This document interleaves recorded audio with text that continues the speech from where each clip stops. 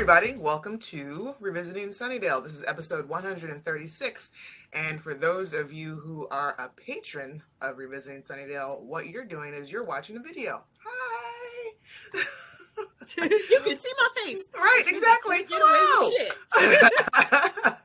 But if you're not, you're just listening to the audio, which is also cool because we appreciate you there as well. So, in case you don't know, I'm Camila. Hello. I'm Marcella. And we're going to get in. Yes, this is how we look and stuff. Walking about in the world and things.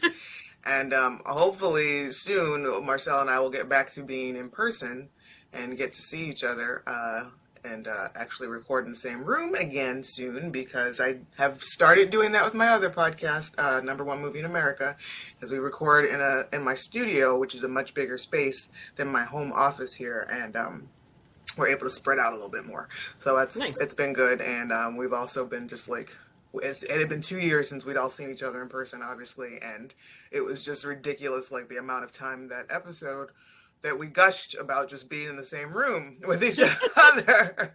So if you want to hear that, go listen to the Number One Movie in America.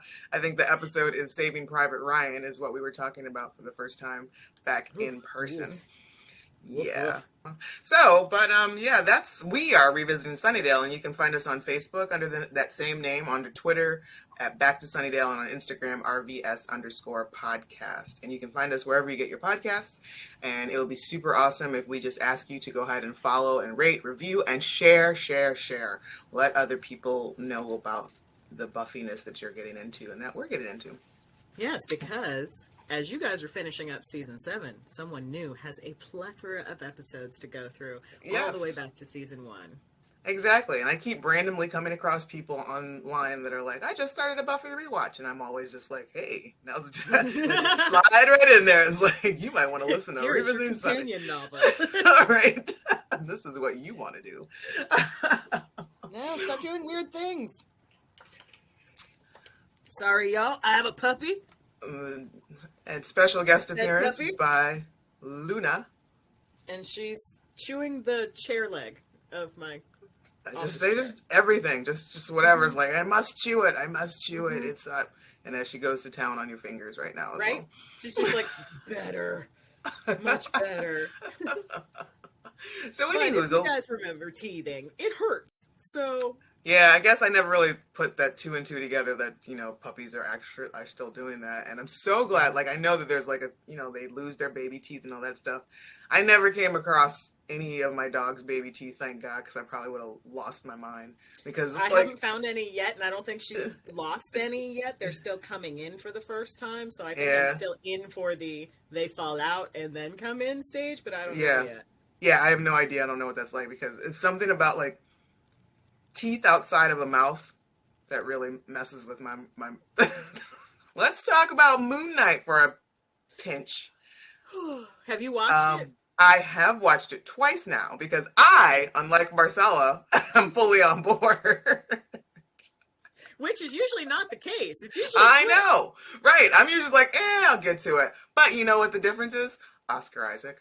That's the big difference, because I was chomping at the bit, waiting, counting down the days. I had it in my Google Calendar, Moon Knight.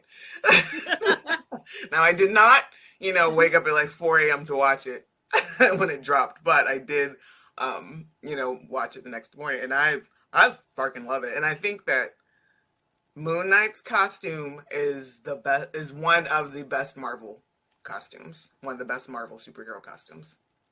Who washes it? He's got to get dirt and grime and blood. Well, see, from what I can, it seems very mystical, because it's not like, from what I can tell, from what was shown in the first episode, it's not like he goes in the closet and puts it on. Like, it kind of appears, so it just cleans itself. Exactly. So it's self-cleaning.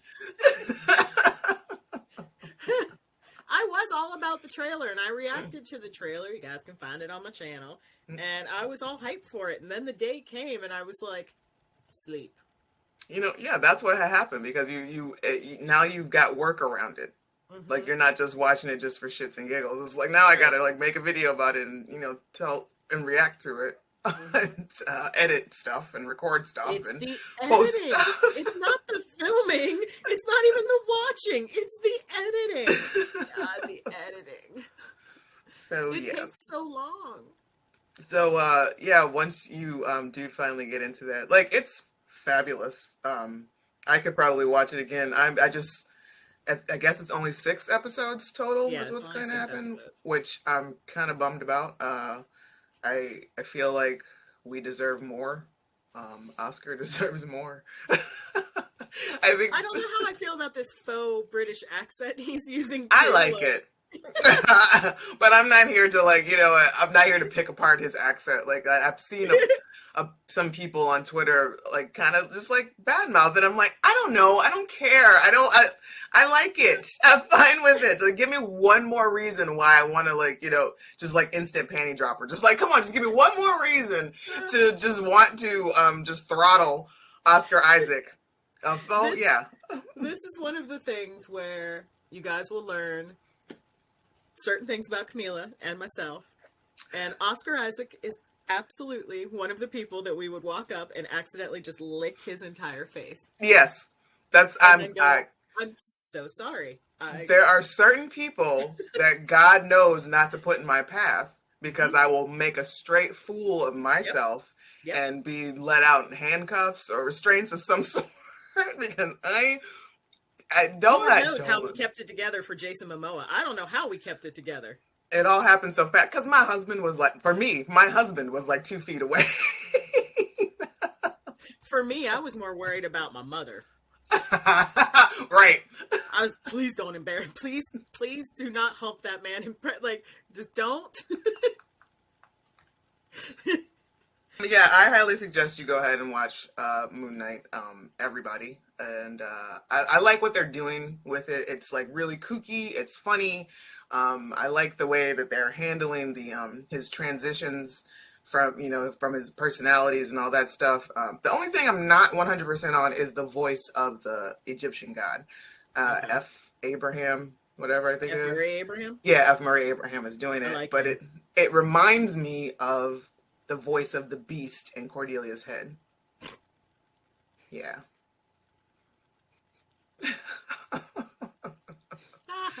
Or not in Cordelia's Head, but in Angel's Head. Yeah, that's what it reminds me of. And I never jived with that either because it just doesn't sound ominous enough to me. Your voice is loud and it's deep, but it's still just like it's very theatrical. It's kind of silly. Yeah, it's like I feel like you're about to quote Shakespeare at me. Like, I know it's not as threatening as you want to think it is. All right, so today's topic, or today's episode, is Season 7, Episode 10, Bring On the Night. Original air date, December 17th, 2020, or 2002. It feels like it. Like, who knows what time is? Written by Marty Noxon and Douglas Petrie, directed by David Grossman. Giles returns to Sunnydale with 3 potential slayers, whom Buffy must protect from the first. Meanwhile, a ferocious uber vampire is released from the Hellmouth, and Buffy must kill it before it kills one of the potentials. And we have a big list of guest stars and co-stars for this episode. Obviously, Anthony Head comes back as Giles, Christine Sutherland as Joyce, Tom Blank as Andrew, D.B. Woodside as Principal Wood, Iari Lemon as fucking Kennedy, Clara Bryant as Molly, Courtney Draper as Annabelle, Juliet Landau comes back as Drusilla, and Camden Toy as Uber Vamp. He's so many of the. If you guys just Google Camden Toy, if you like the villain on Buffy, he was probably that villain. Right, yeah. I think he was Der Kinderstadt. He was one of the gentlemen. He's been a ton of different. What I don't understand about him is, like, to look at him in real life, just like him out of character, out of costume and stuff, he looks like he's a tall man.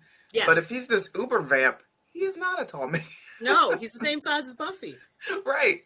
So it's weird, like, how things work like that. Like, I don't know, it's just something about his facial features that I guess they're elongated, and it makes me think that he's like 6'5" and just like 112 pounds or something like that. So, the gang are at the house, and Xander is very much over fixing this damn house. He's so done. He even makes a really funny comment about how he feels like he's stuck in the mummy hand loop, like Buffy was back in season 4. Exactly, and that's probably pretty much that's what he is, and he's just like, how about we just board up this bitch? Which, I mean, is a valid, because the fucking house ends up in a pit anyway. Like, the house is right. just actually destroyed by the time the show is over. So do not waste your time. I know. Just fuck it. Fuck it all. Like all the money that you have spent at the glass places or wherever you buy your windows, like somebody retired off of it very well. Yeah. Off of the Summers house, but yeah, not Xander. So they're all just going around and trying to research the first via the internet, which houseway. That Mac is so fat. Like, it's skinnier than the first laptop, but it's funny how you can gauge time through the technology on Buffy. Mm-hmm. And she at least has a Mac now, but it's just still so fat. I know. It's so bizarre to me. And yeah.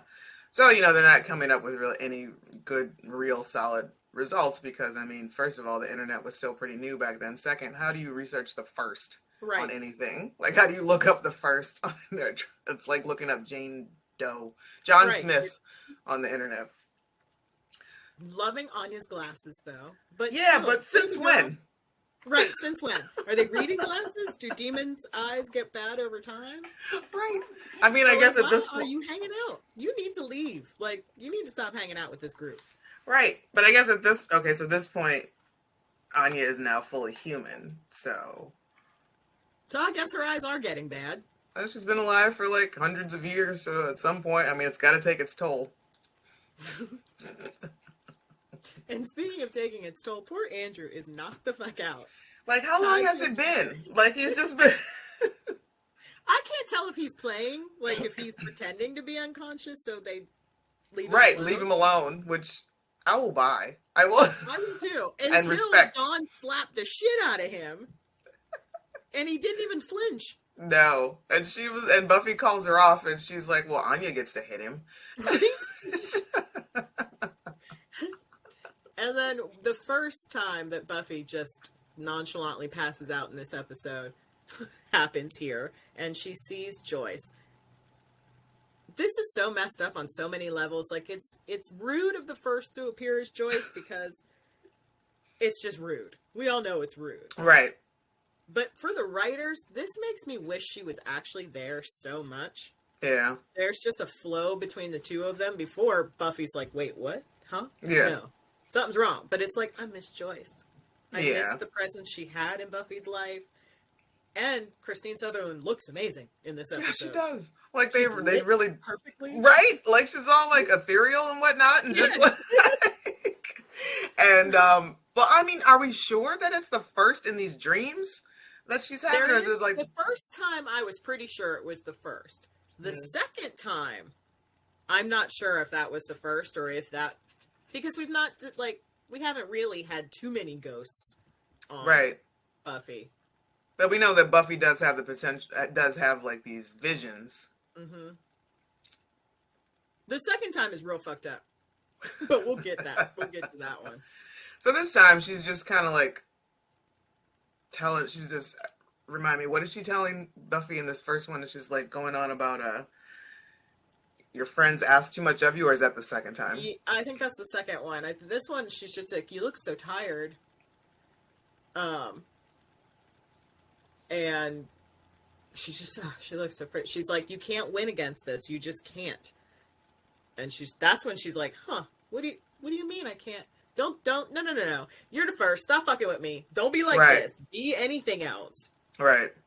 And she's telling her, I don't want to scare you. I'm just telling you these things. And it's at this point where I was a little confused because it's like, you need to wake up. Mm-hmm. And I'm not sure the first would tell her that she needs to wake up. Right. That's not quite threatening. No, and also even just telling her that she needs to stop. I could see that being something that, Ghost Mom would come back to say to her kid. It's like, you're not going to win this thing. And, and for the most part, like, she kind of doesn't win. Like, it's just, I mean, it's not, it's not really a clean win for the gang at the end of all this. But, I could see that her mom in the other world, just in the afterlife, coming back to tell her to like just kind of warn her and tell her like, calm the fuck down. I need you to go somewhere else. Like, get out of this danger. Like, I'm sick of it. I'm sick of it all. Like, I've been watching for months now. And you're still just in danger. Stop it. And then we get to see our boy Spike. Have you ever been dragged across a floor? Not that I'm aware of. Me either. I can't imagine as a grown adult that sensation because he drags him for quite some time. Yeah. Yeah, I always wonder about that in movies and TV, like when they're actually dragging the actor through. Like, how do you do that? Like, how does that? That's got to be weird. Like, and maybe I've been maybe once or twice. It's probably in some sort of like drunken tussle with friends or whatnot. Like, I feel like if it happened, Zach was involved. And some kind of alcohol was probably right. Exactly. So, but not for like a long stretch of land, like probably just like a couple of inches or whatnot. And that's on dirt. So, like, did they tape something to his back so it's not getting all scratched up? Like, I'm concerned about the stuntman too. Like, yeah, who's getting dragged? It's it just can't be a pleasant thing. No. What's happening? So, Spike is all beat up and scarred up and like they've been cut up with symbols all on him and whatnot, and they're like trying and the first is Spike at first, and then he switches up to Drusilla. Mm-hmm. And crazy talk, Drusilla. It's crazier. Like, it's like off. It's like Drusilla, but not. See, this is what happens a lot of times, and I don't know if this isn't what this performance of Drusilla by Juliet is intentional, because it's the first and it's not really Drusilla, and why it's a little bit off, or is it just because the actor has been away from the character for so long long, right? Because that's how I feel about when in Hannibal, not the TV show but the movie, like once when Anthony Hopkins comes back, the one, I think it's the Red Dragon, or maybe not, I don't know. Whichever one he comes back with Ed Norton, and it's supposed to be like a prequel to Silence of the Lambs, and that performance of Hannibal Lecter by him is not, it's almost comical. It's like a parody, and I always just feel like, has he just been like away too long? Is he just like forgotten what this is, or is this something new? And I think it's down to, like you said, the actual actor, because I feel like Buffy the first is slightly off. It's not really quite right. Right. But then the mayor and Warren were spot on. Right. Like, right. They were the mayor and Warren. Yeah. And even the master. Like, that dude could play the master until he knows what he's doing. Right. He understands the assignment every time. Right. And he is here to deliver. But even Jonathan, still spot on too. But Drusilla and Sarah, Sarah phoned, sorry anybody out there that likes this season, but in my mind, she checked out a long time ago. Oh yeah. It's very apparent to me. And I guess it kind of works for the character as well and for the storyline that's going, but absolutely I see Sarah just I'm so over this. She hit a wall. Watching this now, it's ooh. She hit a wall at some point and was like, yeah, I'm not here. I'm just going through the motions. Yep. Even her facial expressions don't really change. She just doesn't feel, and that's why I think her version of the first is a little wonky. Yeah. And then you got Tom Lenk over here giving it 1,000%. He's putting in his line. I know, I love him so much. So Dawn and Anya are now trying violence to just wake up Andrew. They keep tossing water all on him and stuff, and they're like, "Oh, maybe we can try hot water." And they go off to go get hot water. But before they can do that, Buffy shows up and Andrew wakes up, and it's just a cute little moment where they're both like nothing. They both kind of sit down. What were you doing? Nothing. Look who's awake. We didn't do anything to him. Silly Andrew, why are you all wet? Drooled all over yourself. Oh my goodness. So he takes them to the seal of Danzibar. Danzig. Danzig. I think it's Denzilthar. So it's also just kind of jacked up because when they get into the basement of the school, when they get to the seal, they're all looking at it, and Andrew, you can tell like he feels kind of feels some kind of way about what he did to Jonathan down there, and even Xander's like, you killed your best friend, like, yeah, and so he's like, Andrew is dealing with that inner turmoil, and he's trying to explain what they were trying to do. He's like, oh, there wasn't enough blood, but then it's like something has happened since the last time he was there. He's like, I didn't do that. I don't know what that is. It's not me. And then out comes Principal Wood with being all shifty. He's so shifty. Everybody is shifty. Like they all leave, and then like Buffy and Dawn come across Wood, and he's got a shovel, and I think, which they also have. I don't have a shovel, so there's everybody's got shovels, and instead of just being like, why do you have a shovel? What do we do? They start talking about Buffy's intestinal problems again. Which, how long has it been since she was out of school? Like, it's only been like a day? Like 2 days? Is it the same day? Right. Why are we talking about a cream? There's creams involved, and there's just stop talking, Dawn. Right, exactly. So Buffy thinks he's going to give her, like, the business about being there. Like, oh, I thought you were sick. And then she's just like, there's all this thing. I'm better now. And then they're like, why are you carrying a shovel? And he's like, I found it in the schoolyard or whatever. And Buffy's like, oh, we're down here digging up a time capsule. And everyone's just like, nothing. Maybe. Right. I'll see you tomorrow. The kids are really looking forward to seeing you. Okay, so bye. So I think their plan was to cover up the seal, which, okay, like I don't know why that was a good idea, because they're just gonna.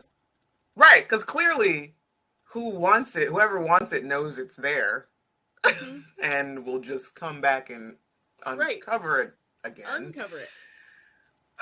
And where is Spike in the first and everything while this is all going on? Are they hiding in the back? Are they in the school basement?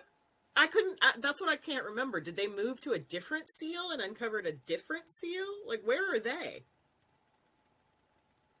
Maybe they're somewhere else because they do find the wheel that Spike was on, that they bled him on, so they did all that, and they bled Spike, and as we saw in the last episode, the seal opened up, out came the Uber ramp, and so now they're elsewhere.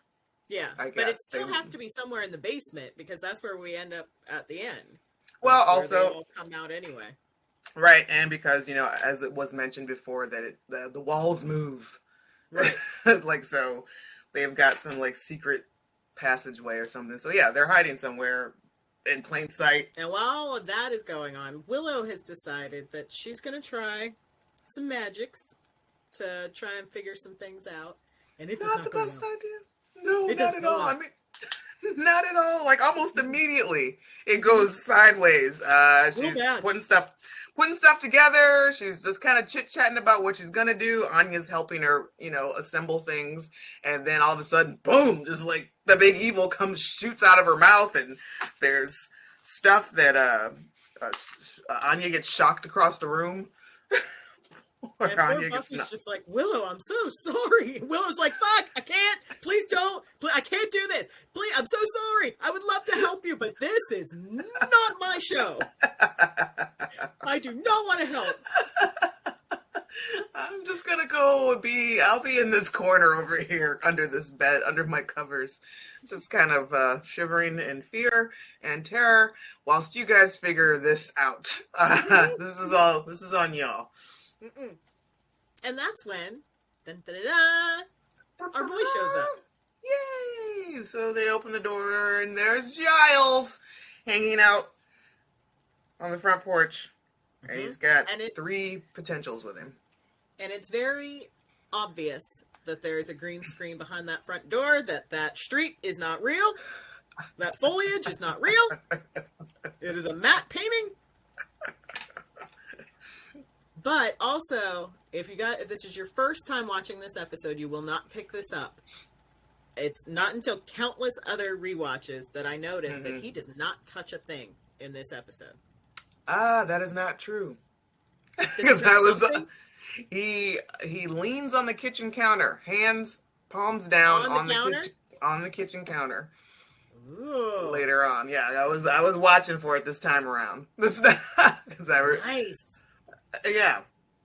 So, but we'll get into it at some point. But We'll get into yeah, it. yeah. So Giles is here because last time we saw Giles, we weren't sure like what had happened. Like he escaped barely being beheaded by one of the bringers. So now he's back. He died. He totally died. He totally died. So his potentials that he has with him are Annabelle, Molly, and fucking Kennedy. And the sad thing is, you could add a fucking to each one of those names because they all suck. They all kind of suck. It suck. just happens that Kennedy sucks the most. Talk about fake accent. Like the one, Molly, is it? Annabelle. Annabelle. It's Annabelle. Molly actually, I think, is whatever. I think she's Irish or something. Gotcha. But it's Annabelle that she sounds like Mary Poppins. It's grating. It's so very grating. And she's so proper about everything. Molly, don't pester Mr. Giles. So I guess the thing is like, these girls knew that they were potential slayers and they've been training with their watchers.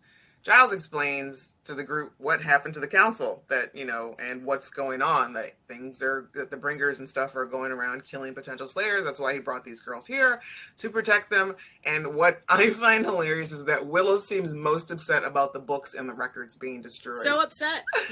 And she thinks Giles is shifty as hell because for a second, I do think she thinks he may have blown up the council, because she's like, wait, you got all this stuff and then they blew up? Like, he was like, there was not time to talk to them about their protocol. I had to get it out of there.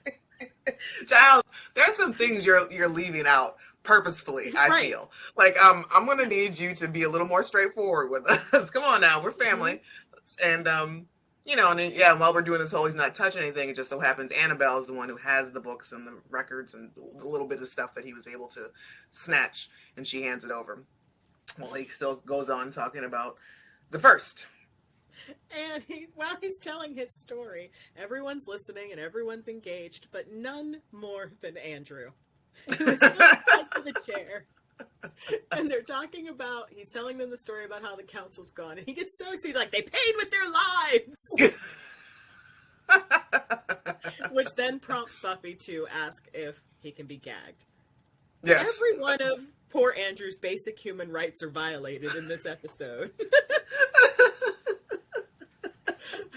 Like, since when do we we don't treat people this way. You guys are the good guys.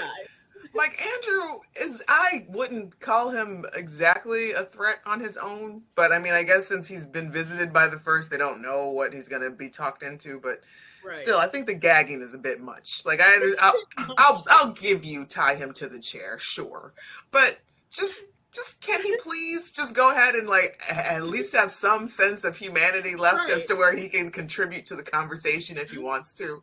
And he was so in it too. He was so invested in this whole. He's in it. But then, like, Anya accuses Giles straight up of blowing up the council. She's like, "You blew it up." He's like, she's like, "See, you get all stuffy and you overreact to things." I did not.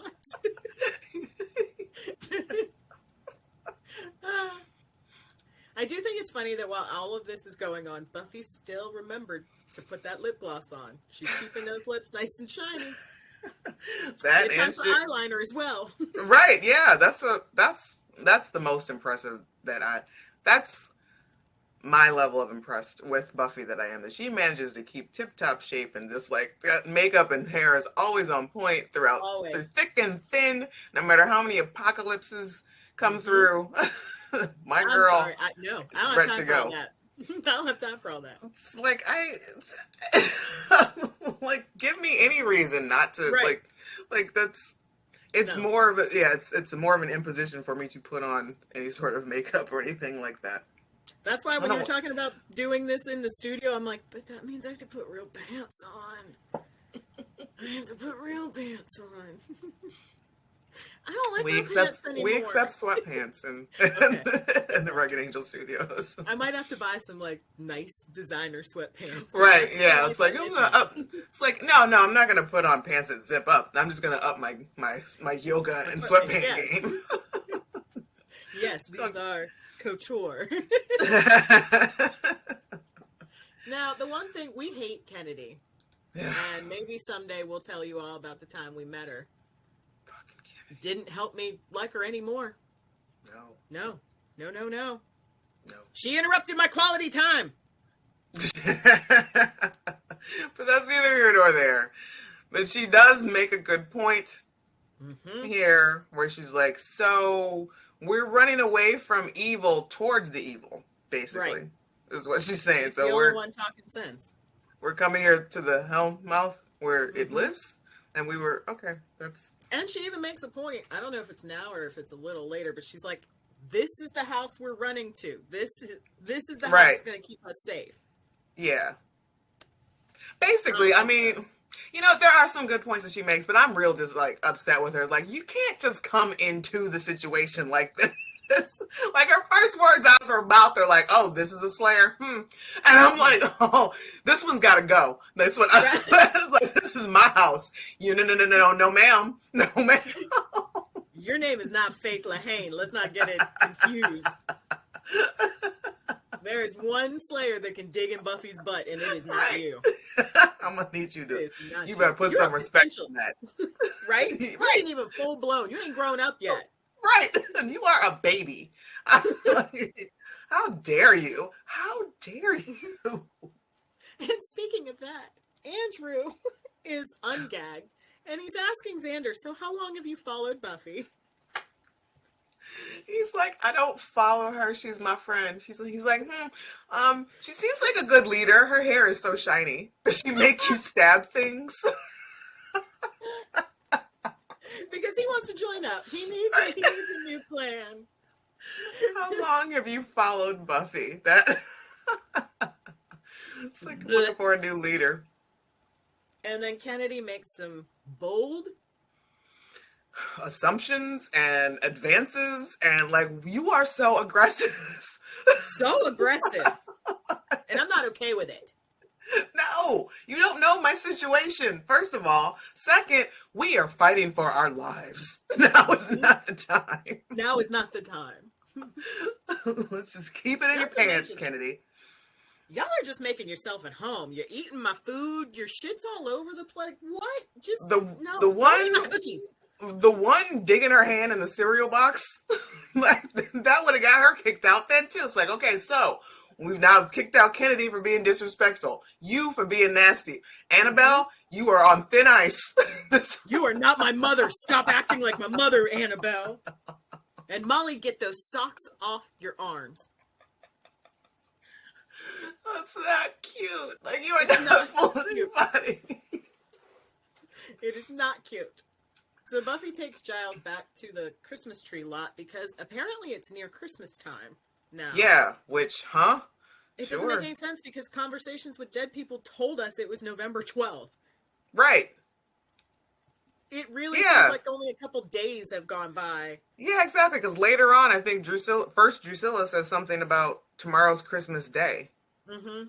Unless she's just being kooky and not actually looking at a calendar. And Buffy does have a cute line where she's like, "It's Christmas? I forgot. When we get back, maybe we should decorate the rubble." So they're looking for the entrance to the Hellmouth or a cave or something, because the same time, like, this also happened at Christmas time when when the first was fucking with Angel. Yep. And and is that the one where it was like all the dead trees were like in one spot or something? Yeah. Everything above where they were died. Yeah, so the first has a hard-on for Christmas time. Yep. Apparently. That's when it likes the big show then. So they're going through there, and Buffy falls through a hole where some rotted wood was, and Giles doesn't make any... The size of the hole, it looks like she should have seen that it was like... And Giles is just like... offers no help. He makes looks. No moves. No moves to help her. Until finally she's just like, you just stay up there. I'll see what's down here. Okay. And what's down there is an Uber vamp. Yes, and I want to know how long it was walking behind her. Silently walking behind her. Because at one point she turns around and he's literally 2 inches from her face. And he's got like, hey. And there has to be a blooper reel where she just lost it because he was way too close to her. There's gotta be. So but I don't know what she expected. Like, did she think? In my mind, as a Slayer, if I put myself in her shoes and I see this, I'm gonna say, not your regular vampire. This is not gonna be easy. I should maybe get the fuck out of here. Yeah, or at least maybe his first punch sends her halfway across the cave. Right, and also, you only brought a steak? Right. Like, you were going into this cave and you just brought the steak? I mean, I don't know about you, but if I were a Slayer, I would have at least 2 steaks on me. A couple knives, some brass knuckles, and holy some water, garlic pepper spray. Yeah. But and some holy water. Yeah, some holy water. So Buffy tries to stake him and he's like, dumb child. Idiot child. That does nothing for me. Then he picks his, he cleans his teeth with it a little bit. And, they tussle a little bit more. And she's like, oh my God, I made a horrible mistake. And she finally clambers her way out of the hole with it very close behind her. And we get this very strange shot of Giles coming out of nowhere with the sunrise behind him. Looking all ethereal. Right, and then the uber vamp, sun still affects the uber vamps. Okay, great. And they get away. Yeah. She climbed up that wall like I would have. She looked so awkward climbing up that wall. Like her legs were so far apart, and it looked like me. It was not graceful like a Slayer would climb a wall. Right. And this is the moment where they come back home and, the potentials are still in the kitchen, chowing down on Buffy's food, and, Giles and Buffy are trying to give them the breakdown, and this is where Giles is leaning on the counter. Okay. I'm very curious as to who's paying the bills around here. Because ain't nobody working any kind of job to get anything in there, and I'm for certain. He's leaning up against the wall, too. Is he? I'm for certain Joyce's insurance, whatever she had, has been long gone by now. It's been 2 years. I think they even said that at the beginning of season 6. They spent all of that just before while Buffy was dead. Before Buffy came back. Yeah. So who's going grocery shopping? I don't know how anything gets done. There should be the state of this house should be just so much more disarray. There should be somebody should complain about there's no lights on, there's no electricity. And it's awfully clean. They kept all of Joyce's tchotchkes and stuff. Yeah, and I just don't see anybody dusting. No, those should be covered with inches of dust. And they aren't hiring maids to come in. I don't know how this place is still functioning unless all this falls on poor Dawn. She's in there. It's a hard knock life. Like us. All I do is clean and fuss.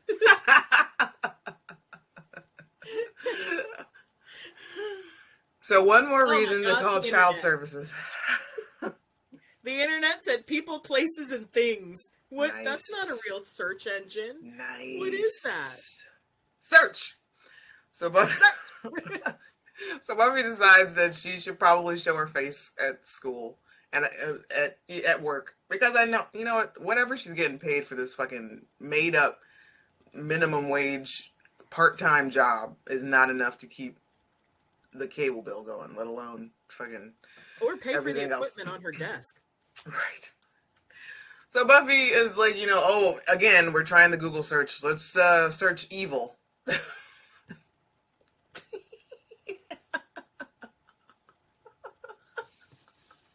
I guess this is why there are Slayers and Watchers.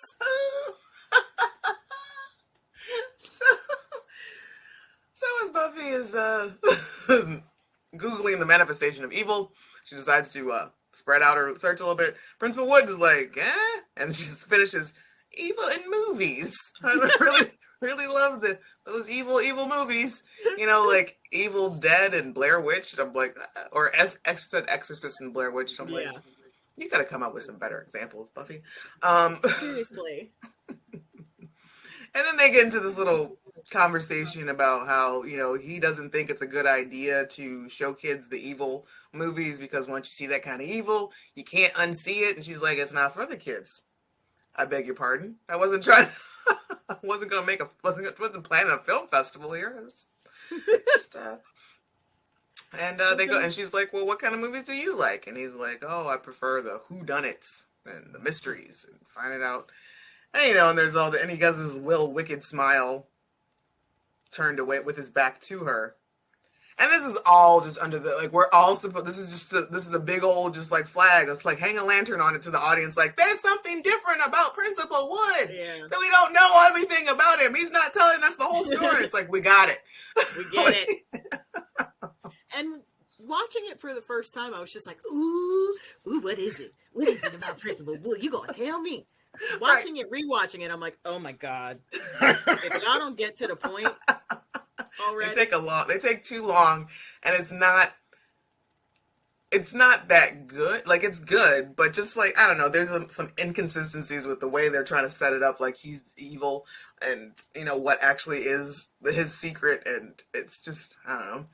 Where Juliet has decided she's remembered what it's like to be Drusilla. She has gone full force Drusilla. For real. Dancing and the swaying and she's having so much fun. It's you've always loved a good wriggle and giggle and squiggle. What's a squiggle? What's a squiggle? And this whole time, the Uber vamp is just beating the shit out of him. So that's his whole purpose. There's just to offer a random punch and a kick to Spike. Yep. While Drusilla goes on and on. She's trying to get Spike to come to their side. It's basically the side you're choosing is not going to win. You're being very stubborn, being very stupid. Come on over. You know what this is. Daddy. Ring and ring and ring. Which was a nice callback to when she was that episode of Angel, when her and Drusilla were her and Darla are tearing up the town, and she's like, I'm just ringing all over. Yes. It's it's your phone.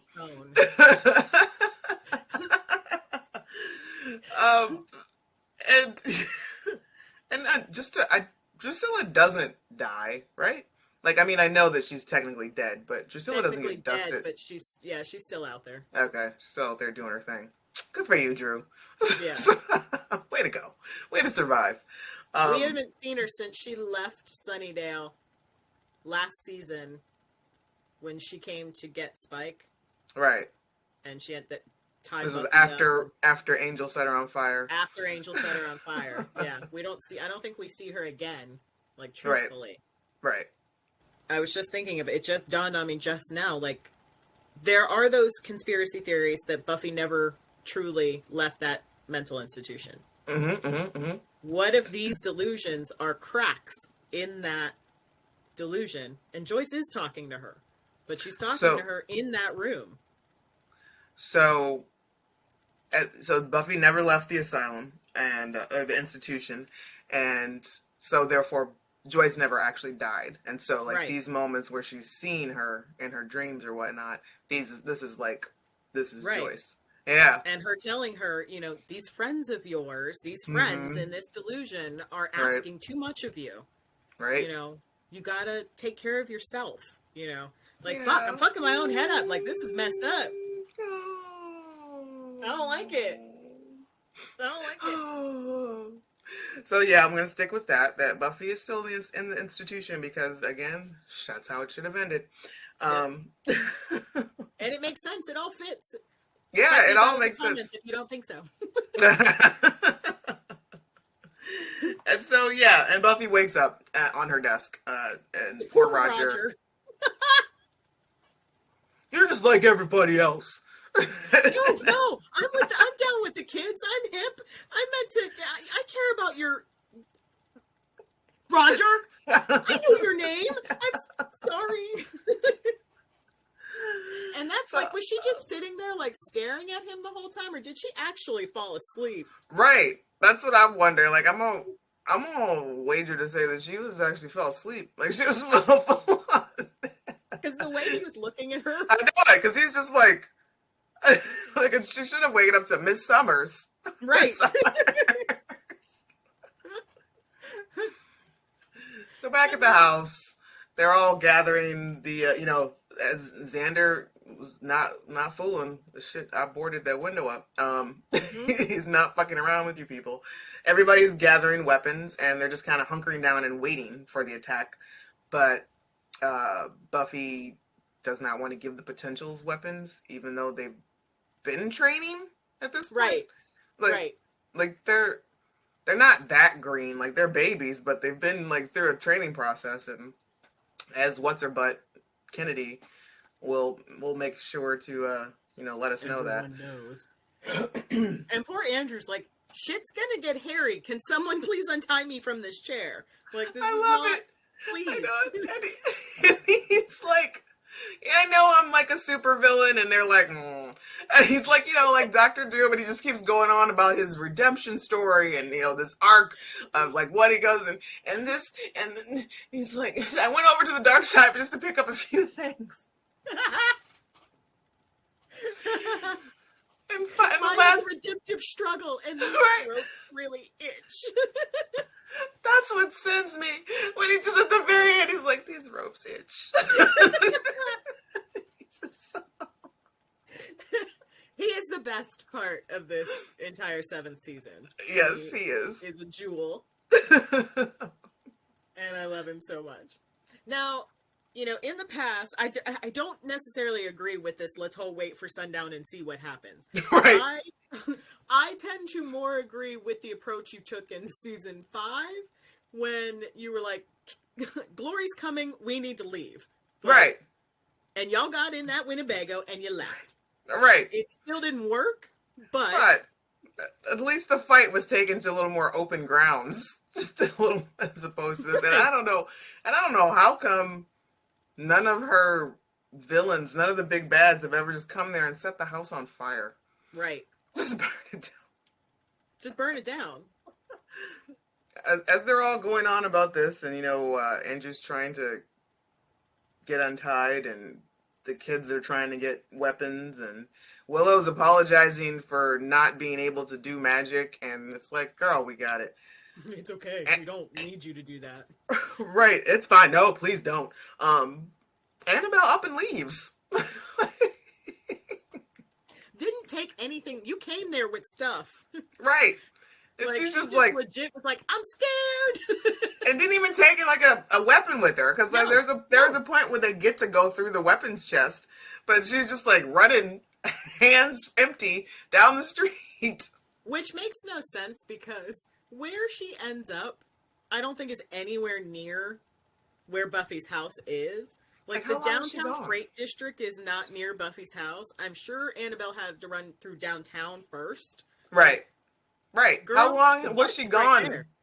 How long was she gone before anybody realized she was? It couldn't have been that long, because, like, seriously, what happens is they're all like, Andrew's trying to plead his case. Buffy and Giles leave the room, and then next thing you know, one of the other girls like, "Hey, Annabelle's gone." Like, and I also have questions about that. Like, you were all in the same room. Like, everybody was in the living room. Did Annabelle just like poof? Like, she threw a smoke bomb and was like, "Ooh," and then just disappeared. Fuck you guys! I'm out. I'm leaving. Like, nobody tried to stop her at any point. Leave it open. Right. Like, there should have been like some sort of. They should have heard some sort of, "Annabelle, don't. What are you doing? I'm getting the fuck out of here." Like, she just. But no. Like, that would have made my day to just hear her screaming down the street, running down the street, just screaming. Right. Kind of like that character in Robin Hood Men in Tights in the very beginning that just comes in screaming, tells them something, and runs out screaming. That's what I want. Yes, that would have made all the difference. But instead, she gets murdered quickly. Yeah, very quickly. She like runs basically right to the Uber vamp. He snatches her up by her neck, snaps it, and she's dead-o. And Buffy comes around the corner, is like, well, fuck. Oh, Buffy. She doesn't look upset. No, she looks put out. Yeah. Like, fuck. Like, okay. And then again, the Uber vamp is like, "Hey, round 2. Hi. Yeah, he just comes out of nowhere, just like knocks her over. Like while she's staring at Annabelle's body, he just comes out of nowhere and knocks her straight on her face.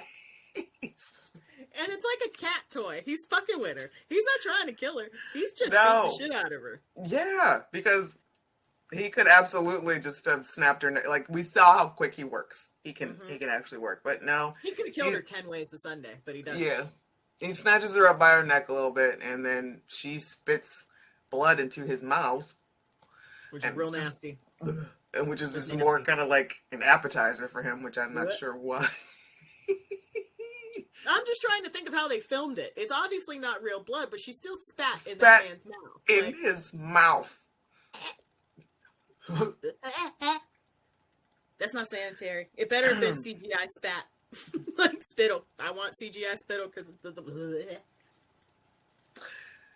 So then Buffy hobbles off into a construction zone or some sort of empty warehouse or something because, you know, they are very good. Sunnydale always has some place under construction, which...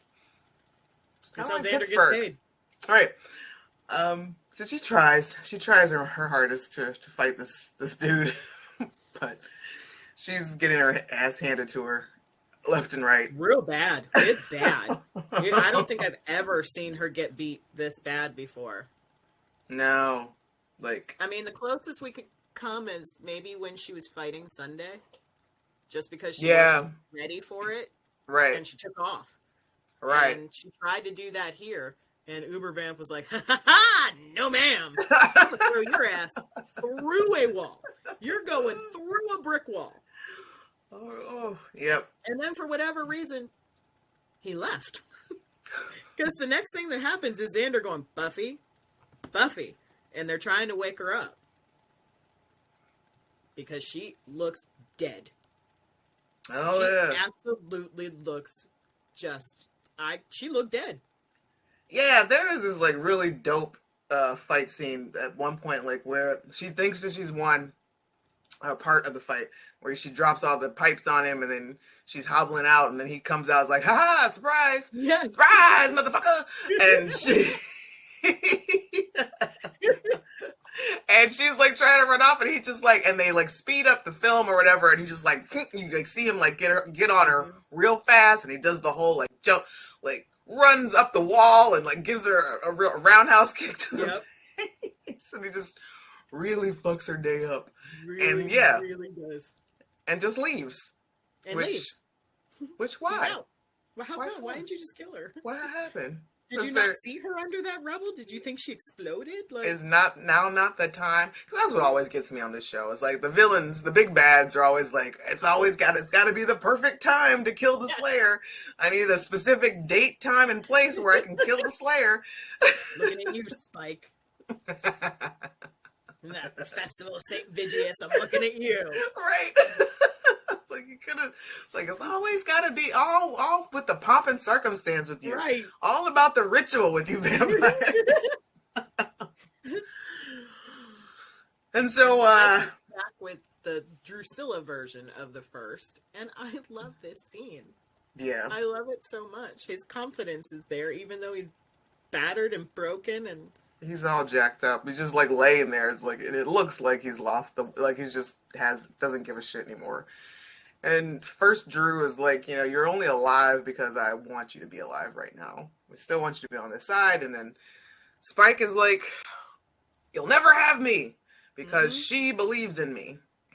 And okay. That's sweet. That's sweet. Because she believes in me. But right now, we're not even sure she believes in herself. Right. And also, she's not too concerned with... I mean, she's got other things going on, but Spike, you've been there for a while, bro. Yeah. Like... I mean, she did say she wanted to rescue you, but she's a little busy. It's a little down on the to-do list. It's probably like fourth. That poor girl is sitting in that chair, fucked up. Where is she? And where are they? Because they're talking about her, and she's just like... Right. She's like in the other room, they're like, I don't know. This does not look good. I don't like our odds at all. Giles is like, she could be internally bleeding. And Willow's like, is she gonna die? I don't know. I really don't. This is bad. So there's a lot of guessing and wondering, a lot of I don't knows going on. Like nobody knows exactly what's happening right now or what to expect, and rightfully so, because it's like, you know what? They're like, I have never seen her look this bad after a And flight. I don't know about you, but I've been in the kitchen like flights to Hawaii. It's like y'all gonna do this without me. Yeah. Because I'm Willow gonna go very at, pointedly says, what if she can't? What if she can't? What right. if she can't beat this? Well, what do you think you guys are gonna like? You're not gonna defeat. No, I'm out. Right. No, it's like if we don't have Buffy, we have nothing. We have nothing. We have absolutely The nothing. world ends. Right. And you know what?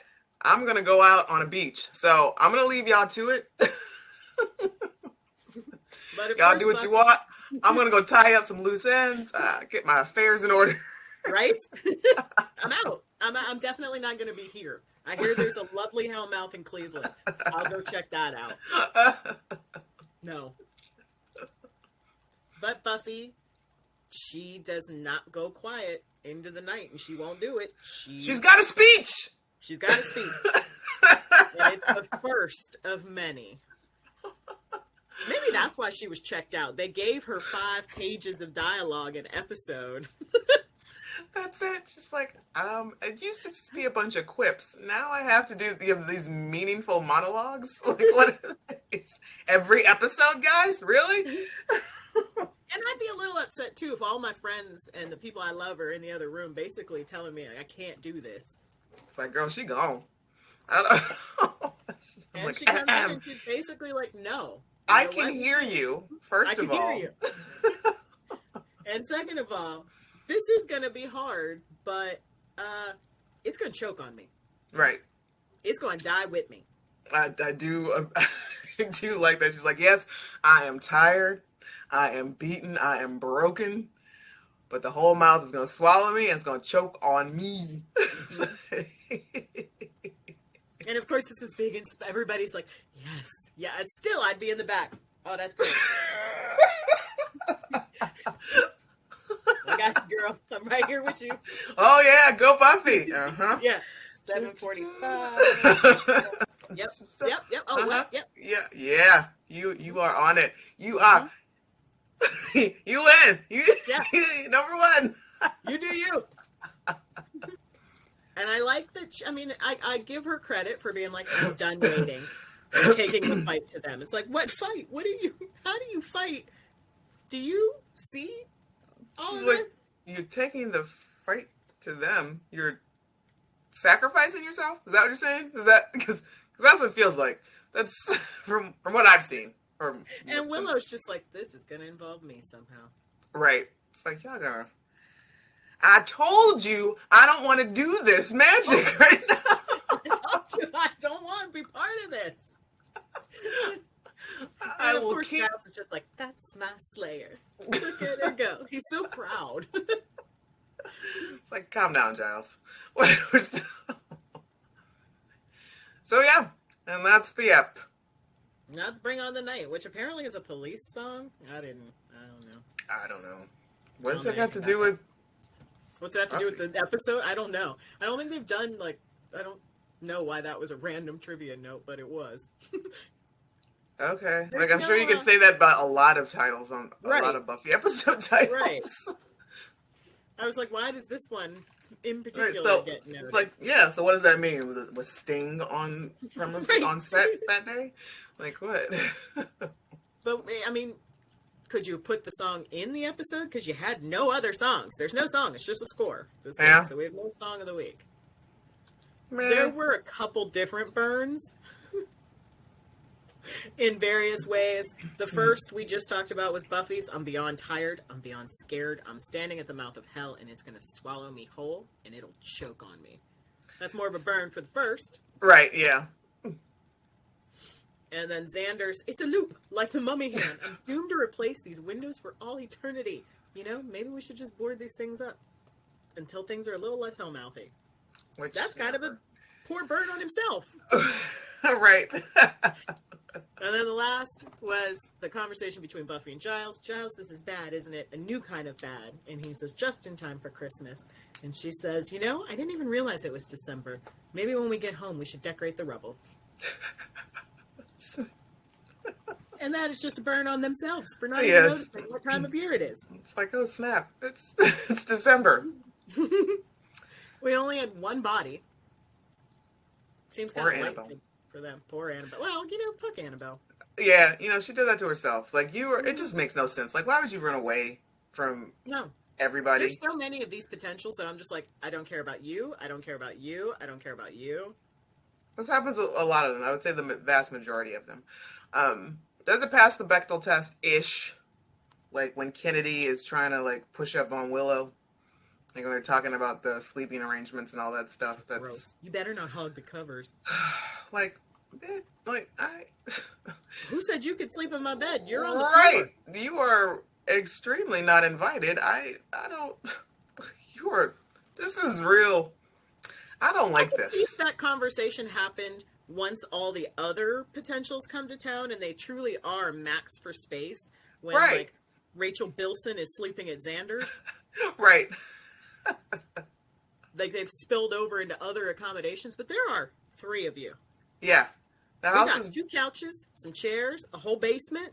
A whole lot of floor space, too. I'm sure Joyce has plenty of... Yeah, you're good. And, you know, we've got Dawn's room, we've got Buffy's room, we've got Joyce's room. So, like, there's 3 rooms with floors on there. And also, I could have also seen if this had taken place, like, day 2. But you've been here for, like, maybe 24 hours. Right. Like, you don't know me. You don't know me at all. I'm not even sure I know your name. Like, right. It's like, what the fuck? No. Random trivia, Buffy's final speech. We talked about how Andrew's going to poke fun at that later. And then the best part I noticed right off when I was watching this week was when Buffy's dreaming and talking to Joyce, Xander can be seen sweeping in the background. However, that broom does not touch the ground. If you go back and watch it, that broom is like 4 inches off the ground. It's obvious, like it's blatantly obvious that he is just poorly. One, were we afraid? Like, why? Why? Nicholas, have you never swept before? Do we not know how brooms work? He's acting like he's sweeping big piles of rubble, and there's nothing on the floor. It's really bad. That's jive. Yeah. So the moral of the story is there's strength in numbers. Yeah. Annabelle.